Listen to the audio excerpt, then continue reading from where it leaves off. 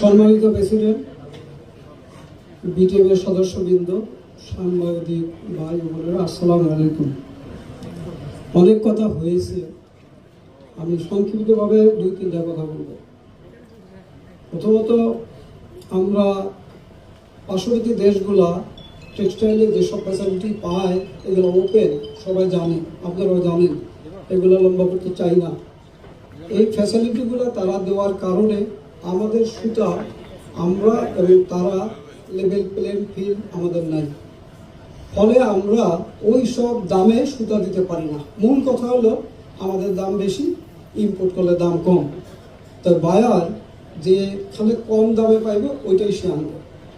আপনাদেরকে আরেকটা জিনিস শেয়ার করি, এন বায়ার যারা গার্মেন্টস ক্রেতা তারা সুতাগুলা সোর্সিং করে কিনে, কম দামে কিনে। এটা আমাদের বাংলাদেশে গার্মেন্টস সেক্টরদেরকে ডিস্ট্রিবিউট করে কইরা তারা রেট কম দামে ওই সুতারে কস্টিং কইরা আমাদের বাংলাদেশে গার্মেন্টস সবাইরে প্রাইস দিয়া অনলি ফর মজুরি সিএম বেসিসে আমরা গার্মেন্টস চালাই। এও বলি আমি নিজেও একজন গার্মেন্টসের মালিক। গার্মেন্টসে শুধুমাত্র আমরা এখন সিএম এর ব্যবসা ধরছি, আমরা কিন্তু সুতার মূল্য আমাদের কাছে নাই। এন বায়ার সুতা কিনে কম দামে যেখানে পায় সেখান থেকে কেনে, এটাই স্বাভাবিক কথা। তাই এটা নিয়ে যখন আমাদের মিলগুলা প্রায় 50 থেকে 60টা মিল এখন বন্ধ, যারা মিলগুলা চালু রাখছি তারা 50%, 40%, 60% চালাইতেছি। আমাদের অবস্থাগুলো খুবই খারাপ অবস্থা গত 2টা বছর যাবতীয়। এইটা নিয়ে আমরা মন্ত্রণালয়ে বিভিন্ন জায়গায় আমরা দেন দরবারও করেছি, বিজেপি বিকেএমএ নিয়েও আমরা বসছি। বিকেএমই বিজেপির শীর্ষ স্থানীয় নেতাদের নিয়ে বসার পরে আমরা তাদেরকে সম্মত করাইছি, রাজি করাইছি, কেন বলবো না, বলাইছি, তারা রাজি হয়েছে। এইটুকু বলা হয়েছে যে 10 থেকে 30 পাউন্ড পর্যন্ত এই সুতাটা আপনারা ইম্পোর্টে ডিউটি থেকে ডিবন্ড করে দেওয়ার জন্য তারা সম্মত হয়েছে। 10 থেকে 30, এটা 30-এর পরে 31 থেকে আপ টু 100 পাউন্ড পর্যন্ত কিন্তু ওপেন আছে, আর 10-এর নিচে 1 থেকে 9 পর্যন্ত কিন্তু ওপেন আছে। শুধুমাত্র সামান্য কয়টা সুতা, অল্প কিছু সুতা ডিবন্ড করে দেওয়ার জন্য আমরা তাদেরকে রাজি করাইছি। এই মর্মে আমরা মন্ত্রণালয়ে বিটিএমের পক্ষ থেকে প্রস্তাব দেওয়া হয়েছে। সেই প্রস্তাবের কারণে এটা অনেক আলাপ আলোচনা, অনেক মিটিং, কয়েকটা মিটিং করার পরে একটা প্রস্তাবনা দেওয়া হয়েছে 10 থেকে 30 পাউন্ড পর্যন্ত সুতাটা ডিবন্ড করা মানে নতুন কোনো শুল্কায়ন নয়। আমি এটাকে বারবার করে বলা হইতেছে সুতার মধ্যে শুল্ক বইছে, নতুন কোনো শুল্কায়ন করা হয় নাই, এটাকে ডিবন্ড করছে। শুধু আফটার এক্সপোর্ট সুতাটা ইম্পোর্ট ডিউটি দিয়া সুতাটা ইম্পোর্ট করে যদি আনে তার এই অপশনটা রয়েছে যে তাইলে তারা এই টাকাটা ডিউটি ড্রব্যাক পরক্ষণে ফেরত নিতে পারবে। তো এটা ডিবন্ড করা মানে নতুন শুল্কায়ন নাই, এটা করা হয়েছে। আমি আপনাদেরকে বলি যে 46 বছর যাবৎ 1980 সালে এই আপনার শুরু হয়েছে যেটা বন সুবিধা শুরুতে আমাদের খুবই প্রয়োজন ছিল বাংলাদেশে, এটা দিছে। এটা আজকে 46 বছর চলতেছে, এটা আর কত বছর, 1000 বছর চলবে কিনা জানি না। এই বন দিয়া ব্যাকওয়ার্ড লিঙ্কেজ, আমরা কি নিজেদের সক্ষমতা অর্জন করব না? আমরা কি নিজের পায়ে দাঁড়াবো না? আমরা 46 বছরের কি ব্যাকওয়ার্ড লিঙ্কেজ কি নিয়ে আমরা দাঁড়াইতে পারি নাই? Lot of accessories, lot of backward linkage বাংলাদেশে এস্টাবলিশ হয়েছে। তো এই ব্যাকওয়ার্ড লিঙ্কেজ যদি কোনো ইম্পোর্ট, যে পণ্য আমরা নিজেরা 100% বানাইতে দিতে সক্ষম, সেটাকে বন সুবিধা দিয়া ইম্পোর্টকে এনকারেজ করে, এটা আমার কোনো দেশ করে আমার জানা নাই। বক্তব্য হলো স্পষ্ট যে বন সুবিধা আমার লোকাল প্রোডাক্ট বন্ধ হইয়া, লোকাল মিল বন্ধ হইয়া বন সুবিধা দিয়া সুতা না খাইতে হইব, এটা বোধ হয় ভালো জিনিস না। এটা থাকা উচিত না। এই একটা।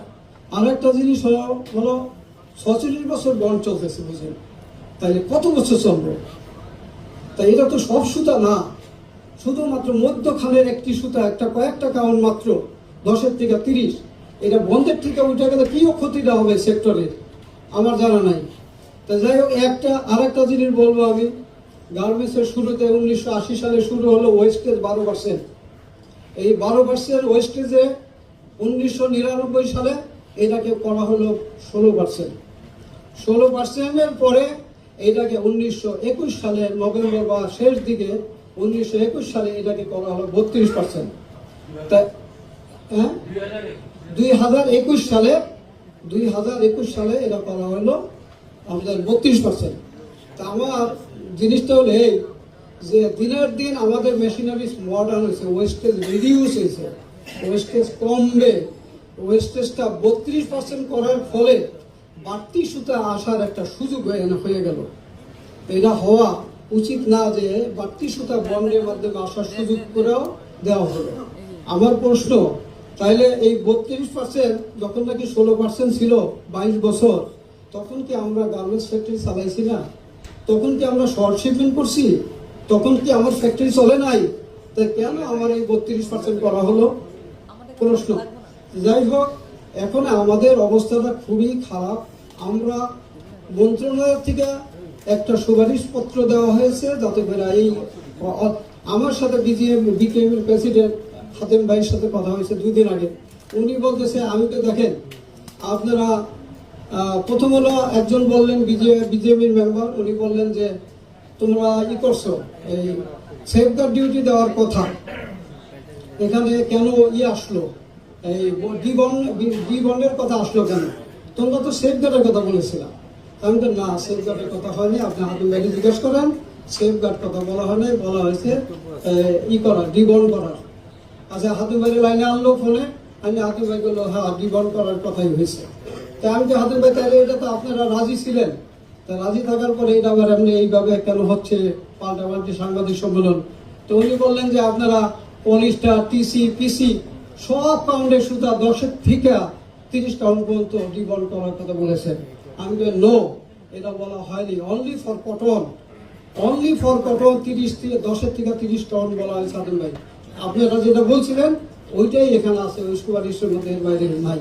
তা আমি আপনাদের কাছে এই মেসেজটা সরকারকে আপনারা দেন, যাতে করে আমাদের যে অবস্থাটা খারাপ, মিলগুলো যদি আমাদের বন্ধ হয়ে যায়।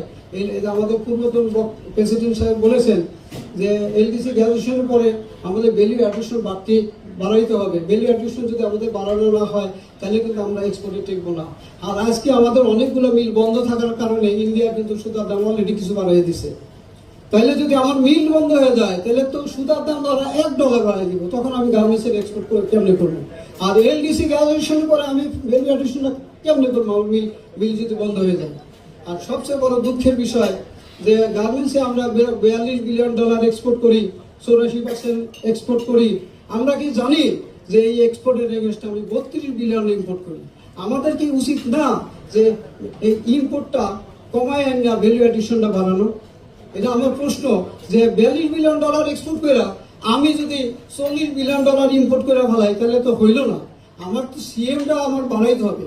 তা আপনারা এটা জানেন যে আমরা গার্মেন্টস ফ্যাক্টরি বর্তমানে বাংলাদেশে সিএম এর ব্যবসা করা ধরছি। আমাদেরকে সুতা বায়ার কিনা দেয়, কম দামে যেখানে পাই সেখান থেকে কিনা দিব। একুশিতে কাপড় আইব, আগে একুশিতে কাপড় আসতো 15%, অ্যালাউন্স ছিল, এটা 50% করা হয়েছে। আপনাদের কাছে জানাই, দুঃখের সাথে বলতে হয় যে এই 21 কাপড় এখন 100% কাপড় আনার জন্য প্রস্তাব গেছে মন্ত্রণালয়ে। অবাক লাগে, যেখানে বাংলাদেশে লুম ফ্যাক্টরিগুলো বন্ধ, 18 কোটি মানুষের দেশ, বর্তমানে যে পরিমাণ তাঁত আমাদের দেশে আছে, এই তাঁতগুলো যদি দ্বিগুণ করা হয় তাইলেও কিন্তু শর্টেজ আছে।